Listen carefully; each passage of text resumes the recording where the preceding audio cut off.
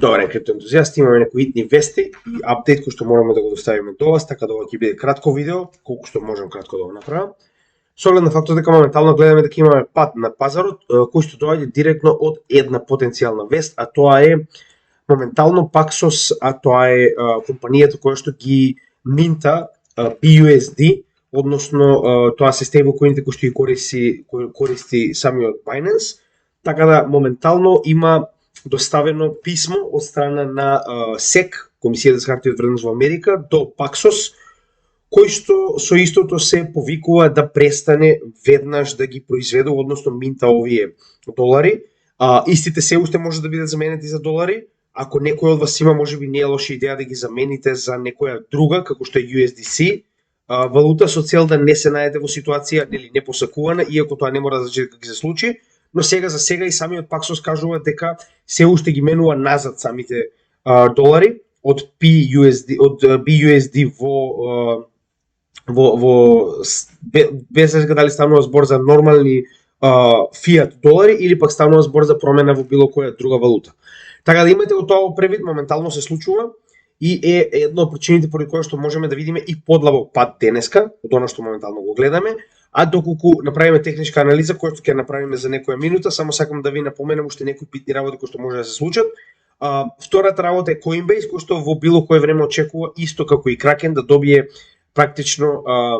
барање од страна на SEC да престане со стейкинг услугите, кој што и самиот кажува дека кога го добие ќе пристапи кон бранење на своите права за стейкинг услугите на суд, што би било на некој начин уште еден од оние големи играчи кој што едноставно ќе влезе во таа, како да кажам, судски лавиринти против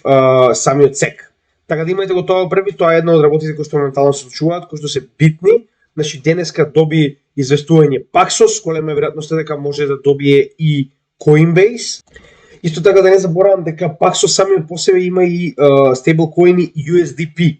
Ако случајно имате BUSD или USDP, можеби не е лоша идеја да ги замените за некој друг стейблкоин или пак заменете ги, не знам, за крипто како ви одговара, со цел да не се најдете во ситуација непосакувана, пак ќе напоменам. Значи ова е следната некоја ситуација која што можеме да пречекаме на пазарот, која што би можело уште толку да предизвика пад. Имајте го и тоа во предвид. Така да ова се главните вести кои што се негативни во текот на денот, кои што може уште толку да предизвикаат нели пад на пазарот, затоа што веќе едната е донесена, другата се очекува, односно самиот Coinbase очекува во било кое време да добие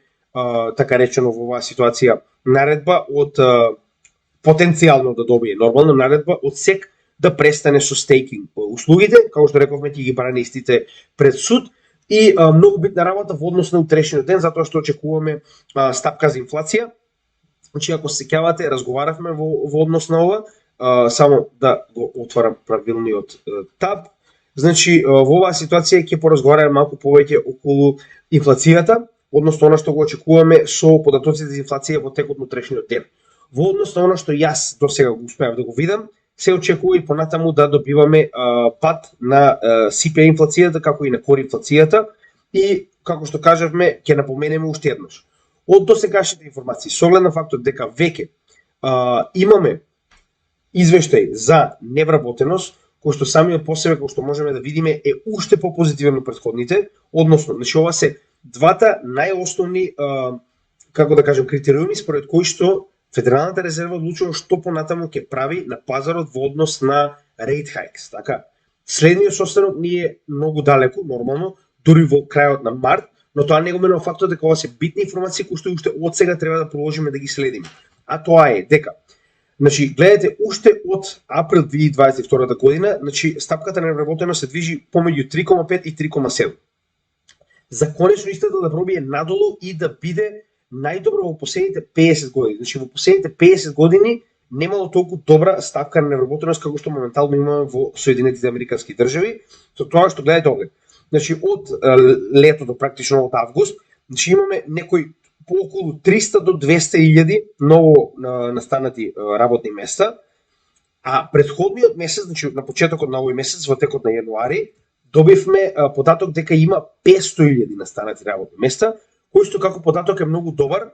и покажува дека самата економија е доста цврста и дека успева да го абсорбира целиот овој шок кој што моментално го предизвикува Федералната резерва со нивните rate hikes, како и она инфлација која што е на високо ниво. Така да, според првиот податок, гледаме дека нема причина зашто и понатаму би продолжила Федералната резерва со покачување на rate hikes, кога се гледа дека економијата е доста силна и успеала да го абсорбира шокот досега од сите rate hikes кои што ги направила, а второ гледаме дека и понатаму, значи повторно, ова е шпекулација, не можеме да знаеме со сигурност, но се очекува дека и во утрешниот ден ќе имаме пад на веќе паѓачкиот индекс, како на кор инфлацијата, така и на CPI инфлацијата, со тоа што утре ќе дознаеме, значи оприлика негде околу 2 часов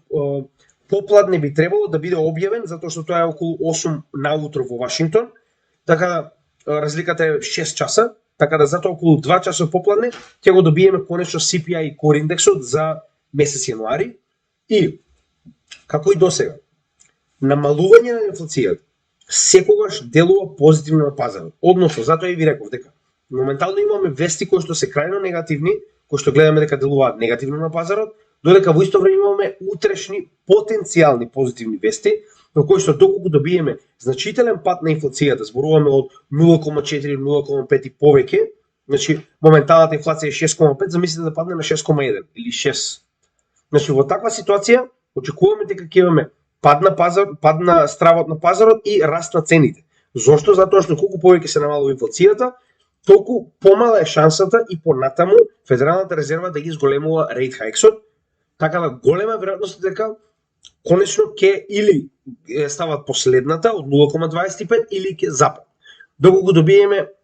инфлација која што е на исто ниво или незначително поместување, на пример од 6,5 да се помести на 6,4 или 6,6 или остане на 6,5. Во таа ситуација не може да знаете како ќе изреагира пазарот, затоа што ќе имате поделени мислења. Некои од нив ќе мислат дека и понатаму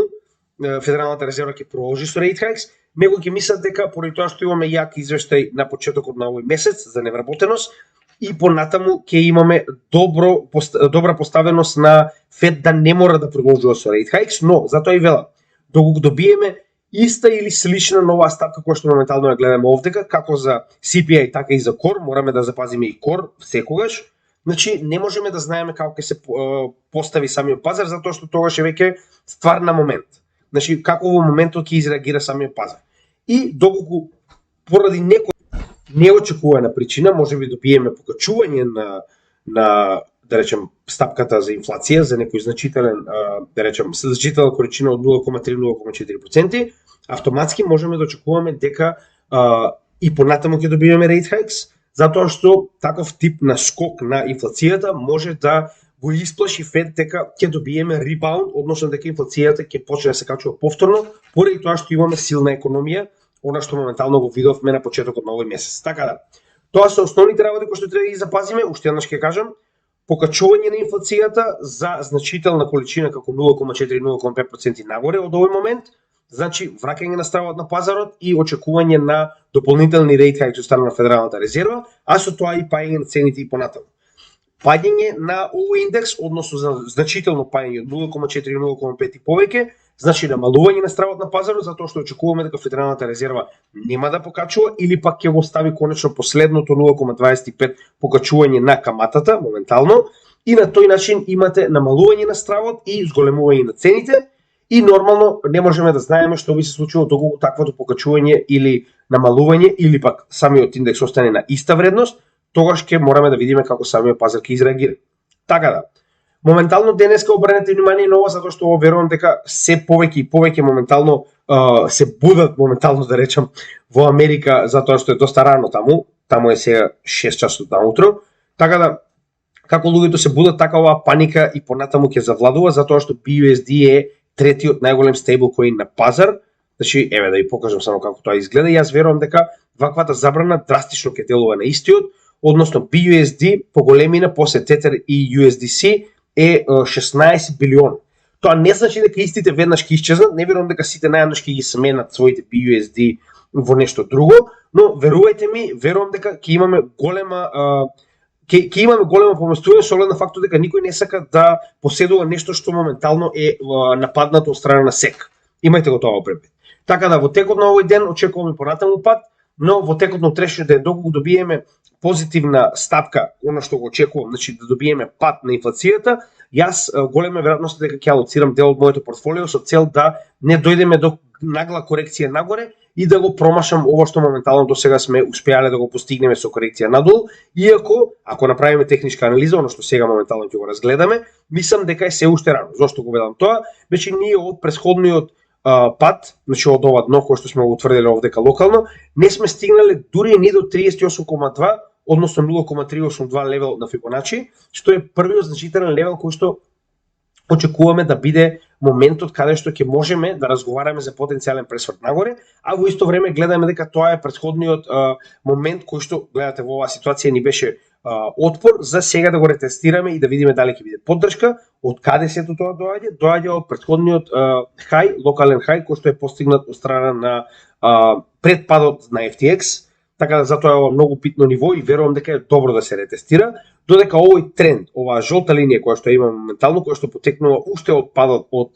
Тера Луна колапсот, гледаме дека во многу наврати била отпор, за сега моментално само што ја пробивме да се случува повторно да биде отпор, можеме да видиме на дневно ниво дека направивме два неуспешни ретести за нејзино пробивање нагоре и моментално сме одбиени за движење надолу повторно. Со тоа што се уште гледаме дека на дневно ниво немаме прекршување на базичната надсигналната линија на MACD, за да би можеле да разговараме за потенцијално враќање. Тоа е добро, затоа што бевме многу оверсолд. Значи сеќавате разговаравме дека RSI на ниво од 90 не бил никогаш во историјата на биткоин. Никогаш. Че гледате, овдека дошол некаде блиску до тоа, но никогаш не бил на толку високо ниво. И тоа ова е последен пат во бул маркетот за 2021 година. Така да, затоа ќе напоменам уште еднаш, значи ова конечно намалување на RSI ни дава повторна сила за да можеме да продолжиме нагоре со следното качување на цената на биткоин, доколку немаме некои ненадени вести како ова со Paxos моментално, и гледаме дека моментално корекцијата е доста солидна. Значи од 90 ние се вративме на вредност од 46. Така да имаме доста простор за движење нагоре кога конечно ќе завршиме со оваа корекција, затоа што сите индикатори на некој начин се оладени, значи се рестартирани, за да може да се направи повторен скок. Истата ситуација е сега. За жал на неделно ниво гледаме дека овдека дури сега ќе добиеме прекршување на сигналната и базичната линија на MACD и дека тоа може дополнително да предизвика подолг на некој начин или ран надолу, односно корекција, или пак да добиеме така речено хоризонтално движење додека истите не се пак на некој начин оладат како или рестартираат како што тоа го разговараме за дневните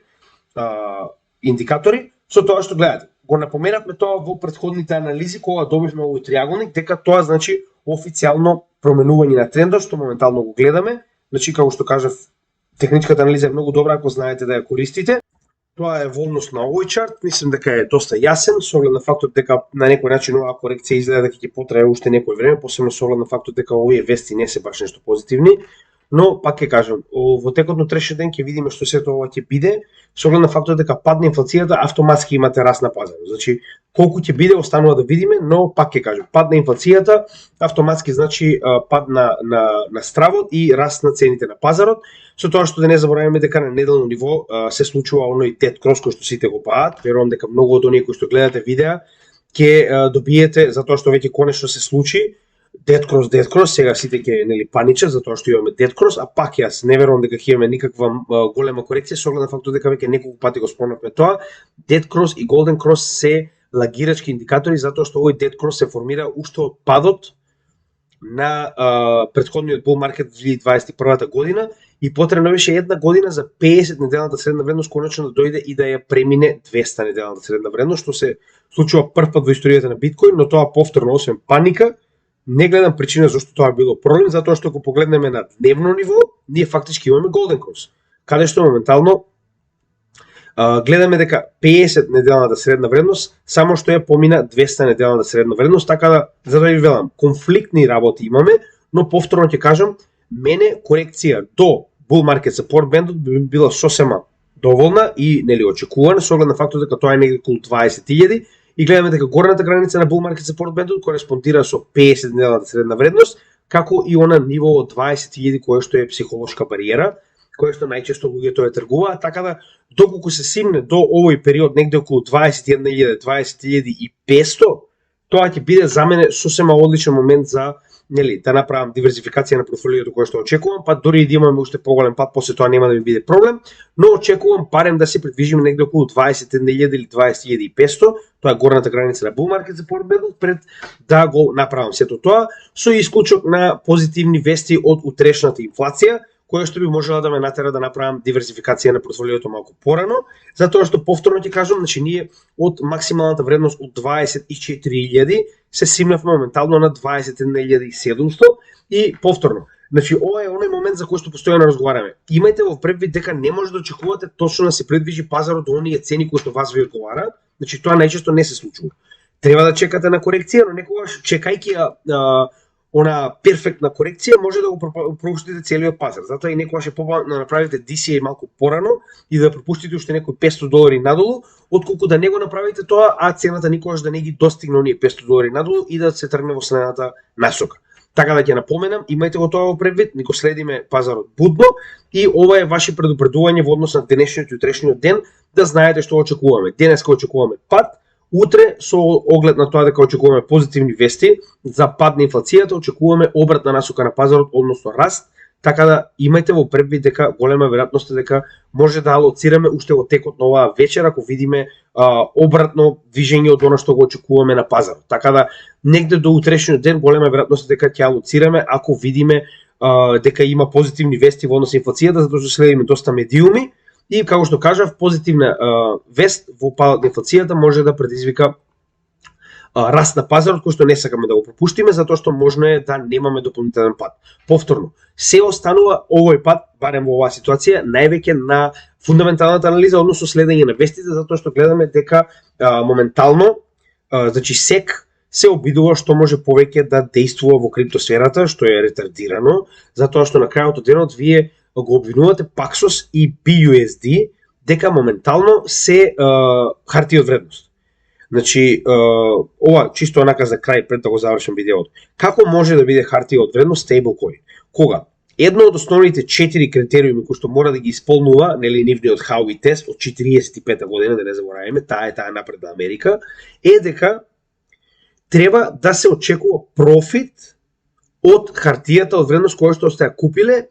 предизвикан со работата на трето лице. Во превод, ако вие купите BUSD, вие очекувате дека со работата на Paxos или на Binance, цената на BUSD ќе порасне, затоа и вие уствари ги чувате BUSD коините со поради очекување на профит. Тоа е поентата на хартија од вредност. Кој профит? Stablecoin. Значи неговата вредност останува секогаш заврзана со вредноста на доларот. Каква глупост! Значи ова е глупост, ова се параат само безврска работи, само да се нападне и повторно. Зошто не е нападнат Circle? Зошто Circle не го нападнаа со USDC, кој што моментално работи за DCG, работи за BlackRock. Туку го напаѓаат Paxos, кој што работи за Binance, кој што не е под директна контрола на Америка. А со тоа што вие ќе му пресечете раката на Binance да нема свој стейблкоин, вие автоматски на некој начин ја блокирате неговата работа. Јас верувам дека тоа е главната причина поради која што ова се прави, но како и секогаш досега не знам колку пати Binance успеал да најде начин околу сето ова, верувам дека повторно ќе најде, но како и да е во овој момент имаме фад и ќе ве замолам бидете внимателни затоа што голема веројатност дека ќе добиеме и дополнителен пад во текот на денот, затоа што како се буди западниот свет, посебно у Мурика, затоа што сега моментално е 6 часот наутро, така ќе добиваме се повеќе и повеќе луѓе кои што се плашат и кои ги продаат верувам своите BUSD или заменат со цел да нели го обегнат потенцијалниот проблем кој што може да настане. Така да ова е само на кратко што имаме да кажеме во однос на пазарот моментално. Бидете внимателни, направете сопствено истражување и нели како што кажав, вие сте одговорни за вашиот ризик. Да гледаме во текот на денот ако успееме да го направиме подкастот со Никола, доколку не ќе гледам да направам уште едно видео од оние AES 20022 коини и токени, кои што се многу битни заради тоа што истиот AES 20022 почнува да функционира од март, а тоа е за оприлика половина месец од сега. И дополнително не заборавајте дека вчера направивме едно многу битно видео кое што е поврзано со нашето видео за AES 20022, каде разговараме за WEF, за Светскиот економски форум и како истиот се залага за адаптација на криптосферата, но нормално, според негови услови и верувам дека тоа ќе биде само за одреден број на проекти кои што се одобрени од Светскиот економски форум. Така да тоа видео беше вчера доста добро мислам дека беше една од подобрите теми кои што сме ги обработиле, затоа што даваат поголема слика на тоа каде се наоѓаме во ова, да речем, пат на адаптација на криптосекторот и верувам дека ќе ви се допадне ако може да го изгледате. Така да ви благодарам уште еднаш, како и секогаш, значи единствена работа што ја бараме од вас е доколку ви се допаѓаат нашите анализи и материјал, да го споделите со оние кои што мислите дека ќе имаат позитивно на некој начин искуство во тоа што може да научат од нашиот канал за криптовалутите. Ви благодарам, имате добар ден и се гледаме во следното видео. Поздрав од CryptoGaming.